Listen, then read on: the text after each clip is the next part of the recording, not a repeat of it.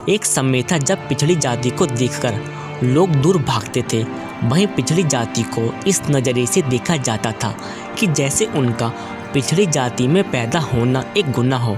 इस पिछड़ी जाति का बुरा प्रभाव भारत के महान संत एवं समाज सुधारक कबीरदास जी भी झेल चुके हैं। जहां कबीरदास जी जाति के नाम पर फैले हुए बुरे विचारों को ख़त्म करने की बात करते थे, हिंदू हो या मुसलमान सभी कबीर की बातों को बेहद गंभीरता से लेते थे। यह बात सभी महंत मौलवियों को बहुत चुभती थी। एक बार सभी महंत मौलवी सिकंदर लोदी के दरबार में जा पहुँचे और कबीर को काशी से निकालने की मांग करने लगे। बादशाह ने पूछा कि कबीर का गुनाह क्या है।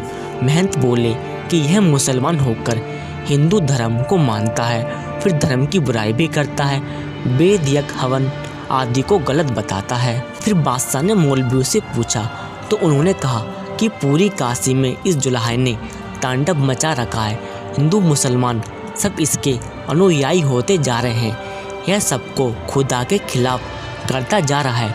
ऐसे में आप ही बताइए क्या इसे माफ़ किया जा सकता है। अब कबीर को बादशाह के दरबार में बुलाया गया और कबीर से इस बारे में सफाई मांगी गई। कबीर अकड़ते उन्होंने इस बारे में कोई सफाई नहीं दी और खड़े मुस्कुराते रहे। बादशाह ये देखकर आग बबूला हो गया, पर कबीर तो भक्ति मार्ग पर इतने अडिग थे कि उन्हें इस सब से कोई फर्क ही नहीं पड़ा। वह बोले, राम भरोसे गिने न कहूँ, सब मिल राजा रंग रिसाऊं। यह सुनकर सिकंदर लोदी नाराज हो गया और उसने सबसे पहले कबीर को जंजीर में बांधकर गंगा में डुबाने, आग में फेंकने, उनके पीछे मदमस्त हाथी छोड़ने जैसे कई सारे आदेश उन्हें मानने के लिए दिए।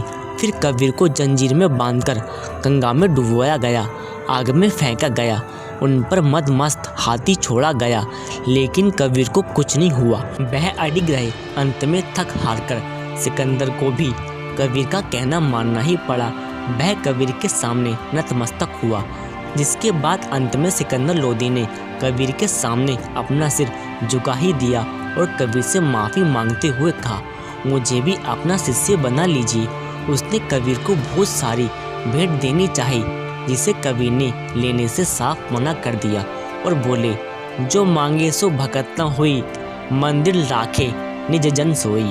फिर सिकंदर लोदी ने कबीरदास जी को सह सम्मान काशी के लिए विदा किया और कबीर जी काशी वापस लौट आए। तब लोगों को पता चला कि वो सिकंदर लोदी को अपना शिष्य बनाकर आए हैं।